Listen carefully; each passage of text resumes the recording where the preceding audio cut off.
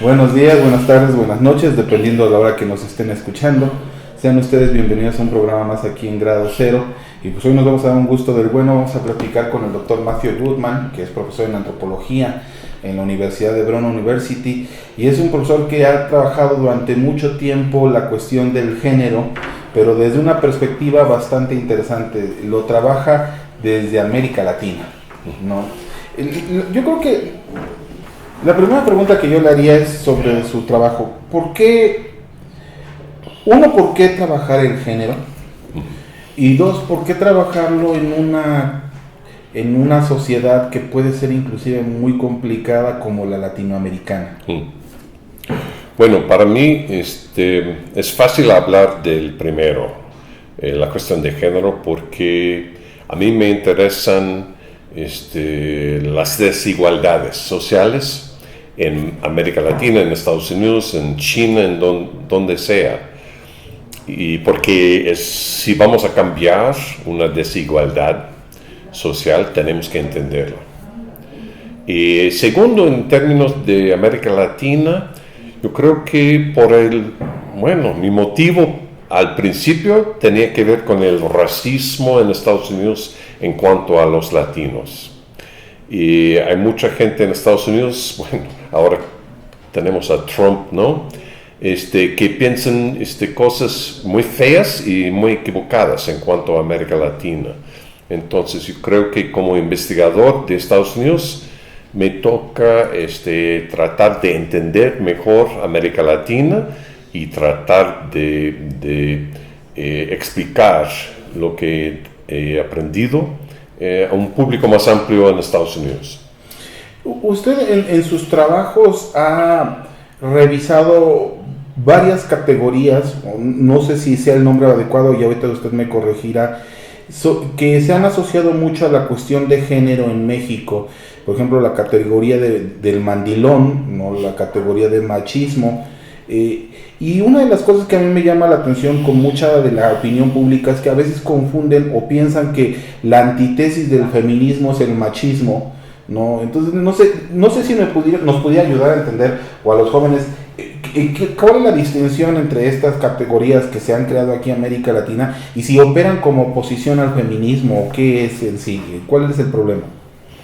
Bueno, yo creo que el machismo existe en México como en todas partes. Si vas a Francia, si vas a África del Sur, si vas a China otra vez, o Estados Unidos, existe el machismo. Simplemente porque es una palabra española, no quiere decir que es una condición que solamente pasa aquí en México. Yo creo que es importante. Una parte del machismo, del hablar del machismo, es un rechazo del feminismo, claro que sí. Pero la otra cosa es que, en los hogares, ¿quién toma la decisión? ¿Quién lleva los pantalones, no? Puede ser bastante variado. Mientras al nivel de la Cámara de Diputados, al nivel de los dueños de los negocios grandes y cosas así, casi siempre, si no siempre, casi siempre son hombres, son varones. Entonces, yo creo que es importante entender cómo hemos llegado en esta sociedad y en otras, a una situación de desigualdad en cuanto al poder que tienen los varones al nivel macro, al nivel grande, en una escala social, mientras en la vida diaria puede ser mucho más complicado el asunto. Hoy usted está presentando este libro que se llama Por mis pistolas, un estudio antropológico sumamente interesante donde usted revisa la cuestión no solamente de este género, de este machismo que se aplica en ciertas zonas de Oaxaca, sino del problema de las enfermedades sexuales, SIDA, y otras consecuencias que derivan a partir de esta relación de género que se presenta ahí. Una de las cosas que a mí me llamó mucho la atención y que por ahí yo quisiera empezar a hablar de este libro es que el trabajo deriva de entrevistas que usted hace o que en un momento hiciera el equipo de trabajo con el que usted estaba a los indígenas sobre su vida sexual. ¿Qué tan fácil fue el acercamiento? Bueno, había dos partes distintas del estudio. Primero, por varios años estaba trabajando en la ciudad de Oaxaca, Oaxaca de Juárez, en 2 clínicas donde hacen vasectomía y una clínica en ese entonces se llamaba Coesida, de pacientes ya VIH positivo o ya con SIDA. Y entonces estaba trabajando con pacientes, pero también con médicos de bata blanca, ¿no? Y muchos, cuando estaban hablando, muchos médicos, cuando estábamos hablando si hay una naturaleza femenina y una naturaleza masculina, en particular en cuanto a la sexualidad, muchos de los médicos de bata blanca me dijeron que sí, los hombres son de una manera y las mujeres son distintas. Los hombres quieren tener sexo con cualquiera y mientras las mujeres mucho más tienen que elegir el hombre perfecto, etcétera, etcétera, pero son de naturaleza distintas. Tuve la oportunidad de pasar todo un verano viajando por todos lados de Oaxaca, hablando con parteras y médicos indígenas sobre varias cuestiones, sobre anticoncepción, sobre sexualidad, sobre infidelidad, sobre impotencia, sobre varias cuestiones. Y me llamó mucho la atención, sin diferencias grandes entre varias regiones de Oaxaca, que cuando preguntaba a estas personas sobre una naturaleza sexual de parte de los hombres en comparación con las mujeres, una vez tras otra me dijeron, bueno, pero depende del individuo, ¿no, Mateo? No podemos generalizar. A veces hay una mujer que quiere tener sexo mucho y un hombre que no quiere tener sexo tanto. Entonces depende mucho del individuo, que a mi parecer es mucho más sano y mucho más correcto en cuanto a mi experiencia en la vida. Mientras los médicos de bata blanca tenían una dicotomía entre los hombres y las mujeres que no creo que sea tan correcta y tan adecuada para explicar el comportamiento en Oaxaca, tanto en otros lugares. Entonces, mucha gente habla de que, bueno, la mujer indígena no quiere hablar de la sexualidad, etcétera, etcétera. No fue mi experiencia. No pasé mucho tiempo hablando de la experiencia personal de una persona, pero con los médicos y las parteras indígenas, pasan mucho tiempo hablando con gente de varios tés o varias hierbas que pueden servir para ayudar a un hombre, a una mujer que tiene problemas de un tipo u otro sexual. Hay un problema, como bien ahorita mencionaba, el texto, su libro, lo divide en varias cuestiones problemáticas que usted observó a lo largo de Oaxaca. Yo quisiera empezar por el que a mí me pareció medular. ¿Hasta dónde es el problema de la información sexual? Es decir, al parecer en Oaxaca hay una cuestión todavía de mucho misticismo, ¿no? No hay una información sexual letrada, pero sí de misticismo sobre ciertas hierbas, sobre ciertos dogmas, sobre que esto no puede generarme un bien X. Sí, oye, sí. ¿Hasta dónde eso se vuelve una cuestión común en la comunidad oaxaqueña? Bueno, no sé si hay un conocimiento común. Hay más de 3 millones de personas, entonces hay una variedad también de pensamiento, de conocimiento, de todo eso. Pero yo diría que hay ignorancia en todos lados, en todas partes. Hasta mis amigos antropológicos, que tienen doctorado, muy educados, me han preguntado, pues la vasectomía, ¿qué parte de los testículos se cortan? Ninguna. O ¿se corta el pene o no? No, tampoco. No tiene que ver. Entonces hay una ignorancia, no es falta de ellos, no es culpa, digo, de ellos. De la misma manera, hay hierbas que sirven y hierbas que no sirven. Entonces, yo no estaba para buscar el remedio de una hierba u otra. Pero sí creo que hay un conocimiento y un entendimiento que vale la pena rescatar de las historias de la gente indígena en Oaxaca, tanto en otros lugares. Para mí, una de las cosas más interesantes en este estudio era tratar de entender por qué hoy en día la mayoría de las mujeres no tienen tantos hijos como hace 40 años. ¿Qué pasó? Entonces, supuestamente es un país católico en su mayoría, en su gran mayoría. Y descubrí que en Italia, por ejemplo, que es un país también en su gran mayoría católico, la tasa de fecundidad muy baja y ha bajado todo la tasa por más de 40 años. Entonces descubrí que el factor principal ha sido el acceso a la anticoncepción.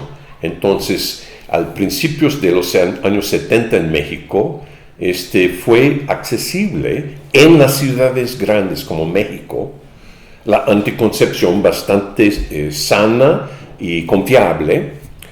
Después de 10 años más en las ciudades más pequeñas, 10 años más en los pueblitos, y tú puedes ver en un mapa el crecimiento del uso de métodos anticonceptivos. Cuando hubiera acceso, las mujeres en particular siempre irían para conseguir.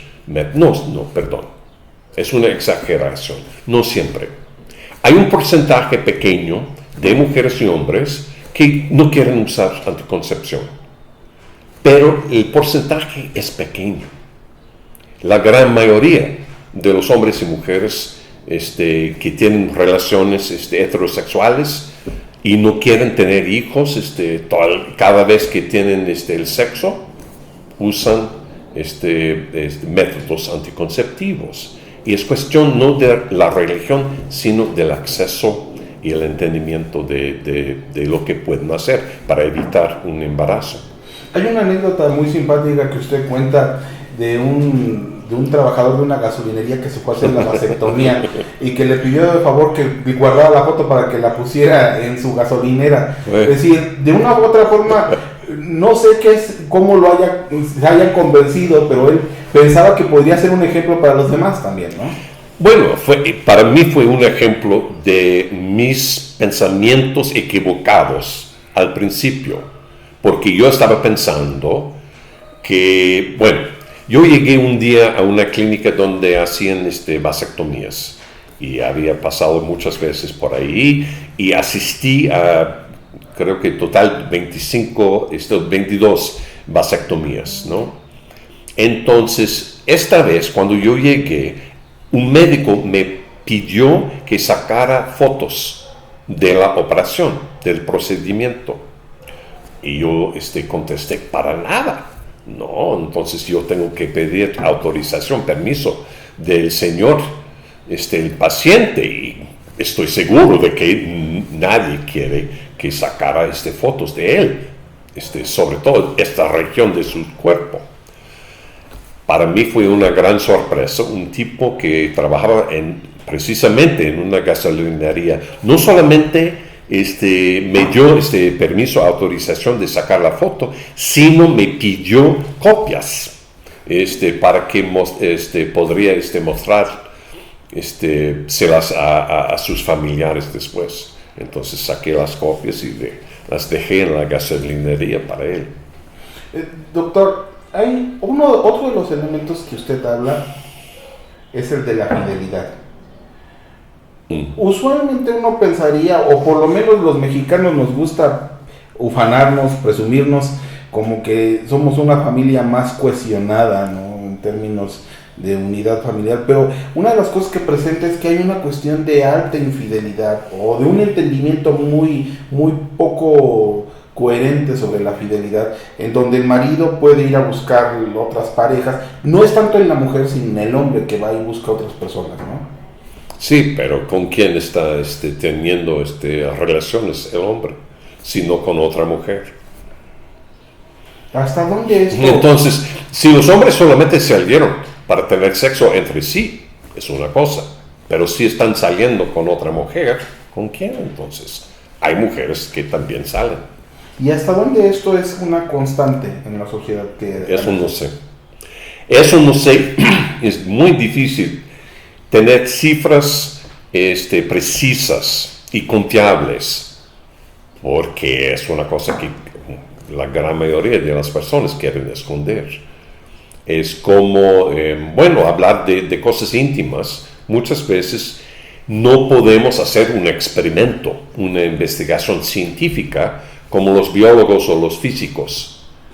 O sea, si estamos hablando de violencia doméstica, sexualidad, etc., son cosas tan íntimas que quieren esconder muchas veces, mucha gente, la mayoría diría yo, que no podemos saber exactamente cuántos salen o no.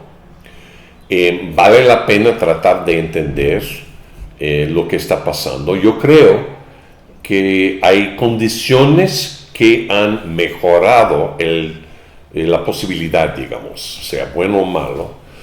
Anticoncepción y también las mujeres trabajando fuera de la casa. Las cifras han subido, ¿no? Entonces ya no están encerradas tanto en su casa. O sea, tienen oportunidad de conocer a mucha gente fuera de la casa. Y es cuestión de arreglar el matrimonio, la pareja. Y es un reto, yo creo que todas las parejas tienen que enfrentar. En este contexto, uno de los datos que sí usted tuvo acceso fue la cuestión del alto crecimiento, porque hay un crecimiento alto de enfermedades como SIDA o enfermedades sexuales. ¿Hasta dónde debería de ser preocupante ese alto crecimiento de enfermedades sexuales y SIDA?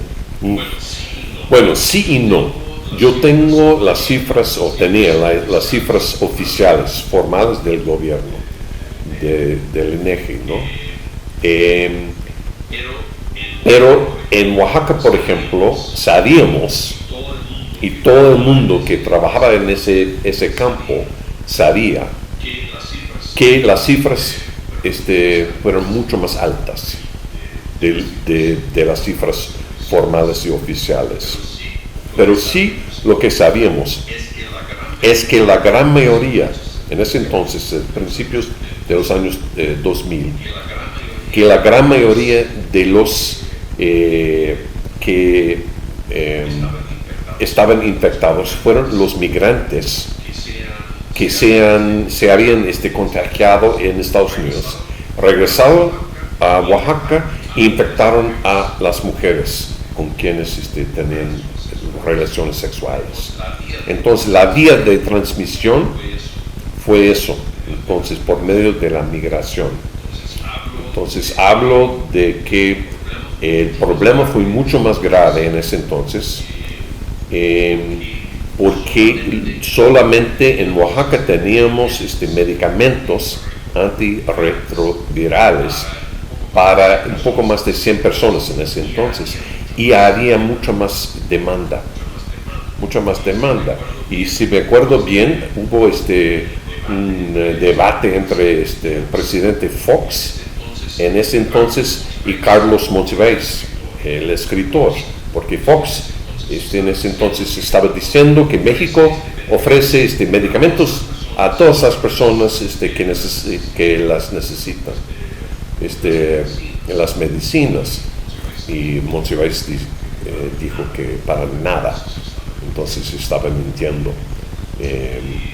Y sigue siendo un problema, yo creo, en México en particular, porque aquí pagamos regalías a las compañías farmacéuticas, regalías bastante altas, las mismas que pagan en Estados Unidos, mientras en otros países que no tienen tantos recursos como Brasil, la India, África del Sur, han rechazado este arreglo y han dicho que vamos a fabricar los medicamentos nosotros mismos o vamos a pagar mucho menos a las compañías farmacéuticas. Y por relaciones de NAFTA y todo de TLC, digo, en México no ha sido tan fácil pagar menos. Últimas 3 preguntas, doctor, porque me imagino tiene una agenda ocupada. La primera, en el libro usted nos platica que el gobierno entra tarde a la prevención o a buscar formas de prevención de enfermedades sexuales. Llega particularmente 10 años después estas políticas, por lo menos hacia las comunidades indígenas. ¿Hasta dónde hoy podemos ver que sí hay un trabajo de información y de educación? ¿Hasta dónde hay un activismo por parte de las instituciones para poder erradicar este problema, por un lado? Y por el otro lado, el problema de hasta dónde médicamente se ha controlado ese cerco de esas enfermedades sexuales. Si uno de los problemas que son muy sonados en los medios es la falta de medicinas o de recursos para la atención de pacientes, ¿hasta dónde está controlada esta cuestión? Bueno, no soy experto en términos del nivel nacional. No, en Oaxaca. Entonces, bueno, y tampoco estoy muy actualizado en términos de Oaxaca. Yo diría que el gobierno de México no ha sido peor que casi todos los gobiernos del mundo en reaccionar, en reconocer que hay un problema grave aquí. Y de hecho el problema del SIDA ha sido un problema, pero no es tan grave aquí en México como en otras partes del mundo. No digo que es el problema de salud más grave que tiene México, para nada. Nada más estaba tratando de entender la vía de transmisión de parte de los migrantes y qué parte juega la migración en la infección de la población de Oaxaca y la relación entre mujeres y hombres al llegar la enfermedad a Oaxaca. Yo creo que sí demoraba el gobierno aquí, pero en otras partes del mundo igualito. La diferencia, diría otra vez, es que aquí en México han decidido pagar regalías muy altas, mientras en muchos otros países no tanto.